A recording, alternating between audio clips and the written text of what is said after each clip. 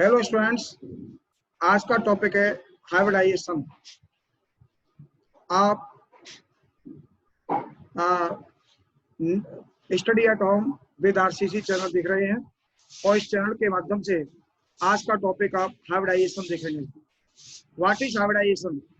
Hybridisation को देखिए, मैं आपको बता दूं कि इसमें दो या दो से अधिक, टू या मोर देन टू ऑर्बिटल्स जिनकी एनर्जी डिफरेंट होती है, स्लाइटली डिफरेंट, थोड़ी सी एनर्जी में डिफरेंस होता है।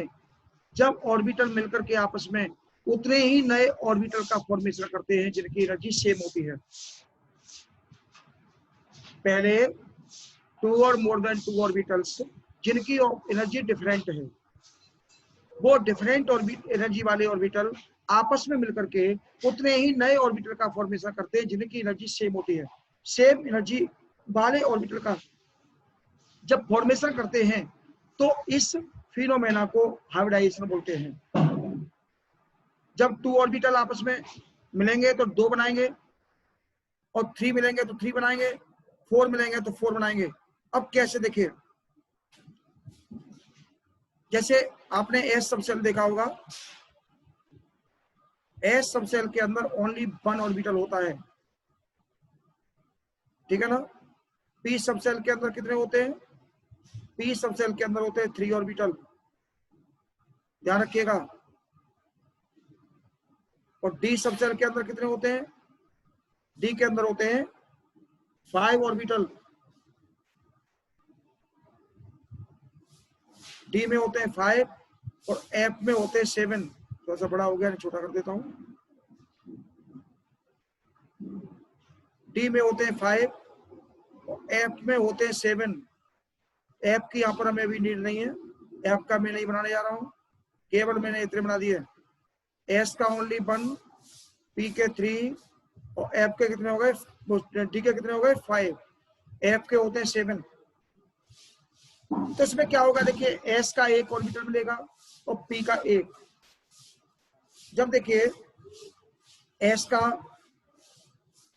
वन और पी का वन, ये देखिए ऊपर मैंने वन वन लगा लिया, इसमें वन लगाते नहीं अलग, इसको बोलेंगे एस पी। तो एस पी में एक एस का और एक पी का, यहां में देखिए इसको रब करके यहां कर लेता हूं। देखिए एस का वन और पी का वन, तो कुल मिला के कितने हुए? टू, ठीक है ना। और जब एस पी टू होगा, एस पी टू, इसका मतलब एस का वन, यानी एस का वन है और पी के टू है, तो one plus two equal to कितना हो गया? थ्री। ऐसे ही एस पी थ्री, एस का वन, पी के थ्री, तो one plus three equal to कितने हो गए? फोर। अब पी एस पी फोर होगा क्या? बताइए, क्या एस पी फोर पॉसिबल है? नॉट। क्यों? क्योंकि पी के अंदर फोर ऑर्बिटल होते ही नहीं है। अब एस पी थ्री के बाद स्टार्टिंग हो जाएगी डी की, ठीक है ना। तो नया जो हाइब्रिडाइजेशन आएगा इसके बाद वो आएगा एस पी थ्री डी।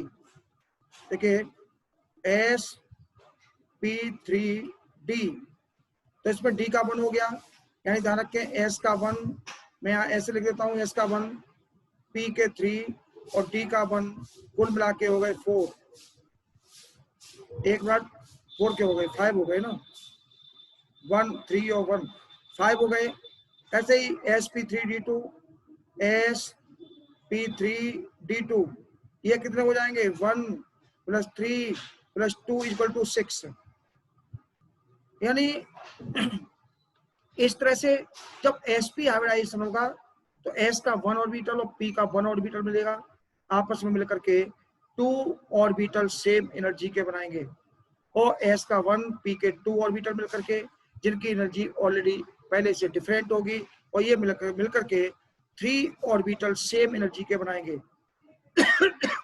ऐसे ही एस का वन, पी के थ्री, ये डिफरेंट एनर्जी वाले ऑर्बिटल आपस में मिलकर के सेम एनर्जी वाले फोर ऑर्बिटल को जनरेट करेंगे। ऐसे ही फाइव और सिक्स। क्लियर? ये रही हाइब्रिडाइजेशन की डेफिनेशन। अब देखिए आता है methods of for finding hybridization. मतलब आप हाइब्रिडाइजेशन को कैसे फाइंड करेंगे। तो मैं इसको थोड़ा सा डाउन करके आपको क्लियर करता हूं, स्पेस बना करके यहाँ पर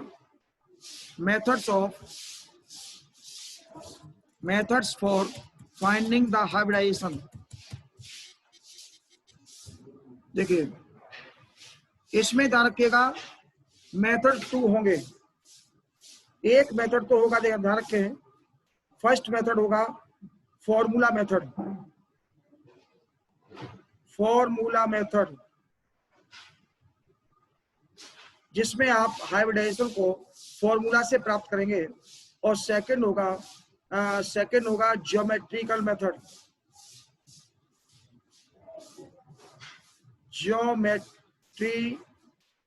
मेथड, ध्यान रखिएगा।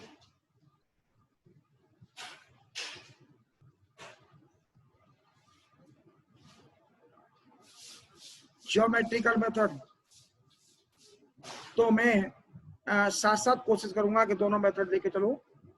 पहला देखिए मेथड क्या है, फॉर्मूला मेथड में आपको क्लियर करता हूं। देखिए एक फॉर्मूला आप याद कर लें, I equal to GA minus half into, sorry यहाँ पर प्लस है माइनस नहीं है, GA plus half into VE minus V minus C। GA यहाँ पर देखिए फुल फॉर्म इस साइड में सब लिखी हुई है।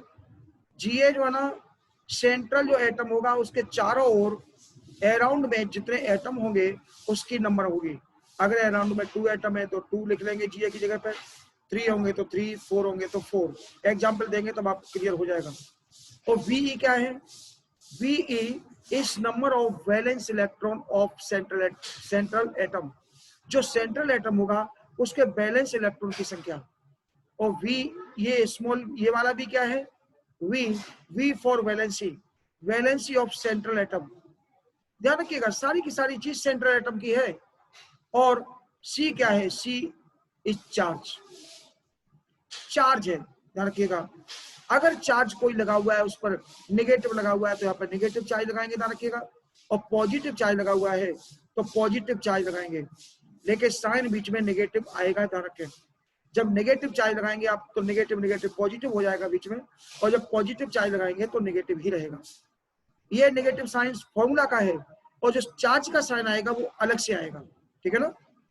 तो अब देखिए कुछ एग्जांपल से आपको इसको क्लियर करते हैं।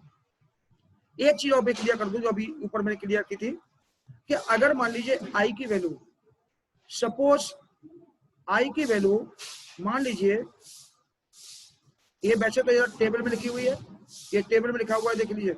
आई की वैल्यू मान लीजिए 2 आती है, तो 2 के लिए हाइब्रिडाइजेशन होगा sp, s का 1, ऐसे समझ लीजिए s का 1 और p का 1, 2 हो गया। और मान लीजिए 3 आती है, तो 3 आती है तो हाइब्रिडाइजेशन होगा sp2। और 4 आती है तो होगा sp3, ठीक है ना। s का 1 p के 3 मिला के 4 हो गए। 5 आती है तो, अब p 3 से तो ओवर होता नहीं है, sp4 तो कर नहीं सकते, sp3d, इसमें d का भी एक शामिल हो गया। 6 वैल्यू आती है मान लीजिए तो आएगा sp3d2, और 7 आती है तो sp3d3 एंड सो ऑन, ऐसे चलती चली जाएगी, ठीक है ना। और अब हम देखिए कुछ 1-2 एग्जाम्पल को सॉल्व करते हैं। जैसे SO2, हमने फर्स्ट एग्जाम्पल लिया SO2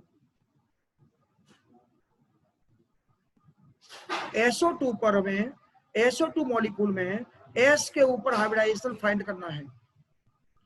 तो देखिए इसमें SO2 में GA की वैल्यू कितनी हो गई, S के अराउंड में कितने एटम है, ओके 2, तो 2 हो गई। और VE कितनी होगी इसकी, S के बैलेंस सेल में कितने इलेक्ट्रॉन होते हैं, 6। आप S का इलेक्ट्रॉनिक कॉन्फ़िगरेशन कीजिए, S का सल्फर का एटॉमिक नंबर 16 होता है, इसका इलेक्ट्रॉनिक कॉन्फ़िगरेशन 286 होता है। कितना होता है, 286, ओके। तो जब 286 होता है तो बैलेंस सेल में 6 इलेक्ट्रॉन हो गए, ओके। वैलेंसी देखिए इसमें ऐसे 2 ऑक्सीजन लगे हुए हैं, ठीक है ना, वैलेंसी इसकी 4 हो जाएगी। एक ऑक्सीजन की वैलेंसी 2 होती है और 2 ऑक्सीजन को सेटिस्फाई कर रहा है सल्फर, तो वैलेंसी हो गई इसकी 4। और चार्ज कितना है इस SO2 मॉलिक्यूल के ऊपर? कोई भी चार्ज नहीं लगा हुआ है प्लस माइनस का, तो 0 माना जाएगा। अब रखिए value, I is equal to GA की वैल्यू रखेंगे सबसे पहले 2, फिर प्लस 1/2, VE की वैल्यू 6, माइनस B की वैल्यू 4 और माइनस 0, 2 प्लस 1/2 मल्टीप्लाई 2, 2 से 2 काटोगे तो 2 प्लस 1 आएगा, ये 3 हो जाएगा, और जब 3 हो जाएगा तो इस पर हाइब्रिडाइजेशन हो जाएगा sp2। क्लियर हो गया? हाइब्रिडाइजेशन को कितना हो गया इस पर हाइब्रिडाइजेशन हो गया sp2। क्लियर? अब मैं आपको इसको ज्योमेट्री के द्वारा दिखाता हूं। देखिए नीचे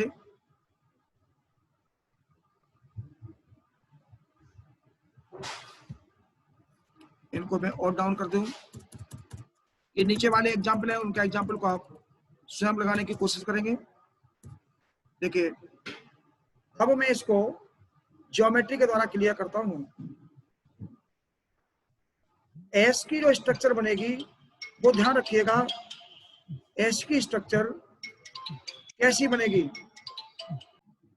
देखिए तो इसकी जो SO2 है उसकी स्ट्रक्चर देखें,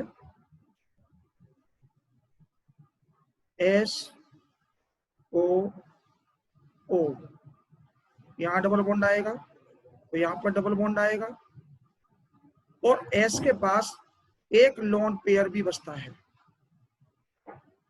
ठीक है ना, एक लोन पेयर भी बचता है इसके पास। वैसे इसकी एक स्ट्रक्चर और भी बन जाती है, वो स्ट्रक्चर इस प्रकार से होती है, वो स्ट्रक्चर इस प्रकार से होती है।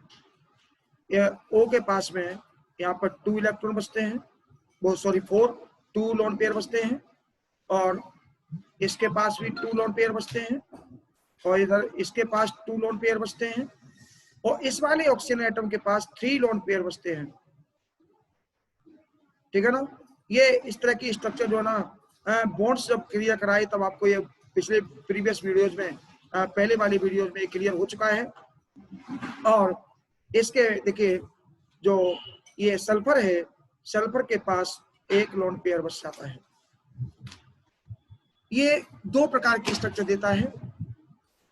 अब देखिए इसमें ये जो लोन पेयर बचा हुआ है सल्फर पर, बीच वाले सल्फर पर, इसको हम इस प्रकार से दिखाएंगे। इधर आकर के समझने की कोशिश करें इसको। ये इधर आइए, O, इधर ये डबल बॉन्ड O, ठीक है ना। ये हमने स्ट्रक्चर इस तरह से बनाई इसकी, और जो लोन पेयर बचा हुआ था वो इस प्रकार से 2 इलेक्ट्रॉन ये रख जाएंगे, ठीक है ना। अब आप समझने की इसको कोशिश करें कैसे। मैं इसको एंगल से जोड़ रहा हूं, एंगल से डिफाइन कर रहा हूं। एक एंगल ये बनेगा, ध्यान रखिएगा, एक एंगल ये बनेगा, और एक एंगल आपका देखिए ये बनेगा। तो पूरी जो स्ट्रक्चर है ये 3 एंगल में डिवाइड हो गई, और 3 एंगल में जब डिवाइड होगी तो इस S एटम पर हाइब्रिडाइजेशन हो जाएगा sp2, S का 1 और P के 2। ऐसे करके आप इसको समझने की कोशिश करना है, ठीक है ना। सारी ज्योमेट्री आप इस तरह से करते चले जाएंगे तो आपको क्लियर होती चली जाएगी। और ज्योमेट्री से अगर आप हाइब्रिडाइजेशन निकालते हैं तो वो ज्यादा अच्छा माना जाता है बजाय फॉर्मूला के, क्योंकि फॉर्मूला से आप हाइब्रिडाइजेशन निकालते हैं तो ये क्वेश्चन बनता है कि ये हाइब्रिडाइजेशन होता क्या है, कैसे मालूम पड़ेगा sp2 ही होगा, sp3 नहीं होगा, ठीक है ना, sp3d नहीं होगा, sp नहीं होगा, कैसे मालूम पड़े। अब देखिए मैं एग्जांपल और एक देता हूं आपको, मैं दोनों ही मेथड से क्लियर करता चलूंगा साथ साथ में। देखिए अगला एग्जांपल देखिए,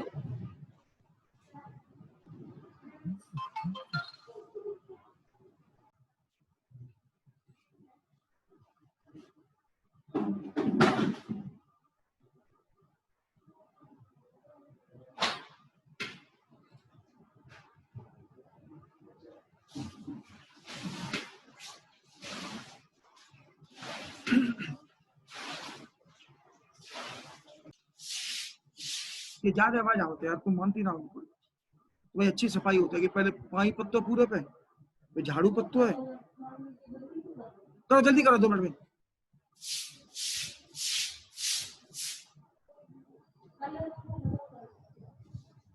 अरे मेरा चलता रहेगा, मैं झलुआ हूँ, मतलब झलुआ तो होना है।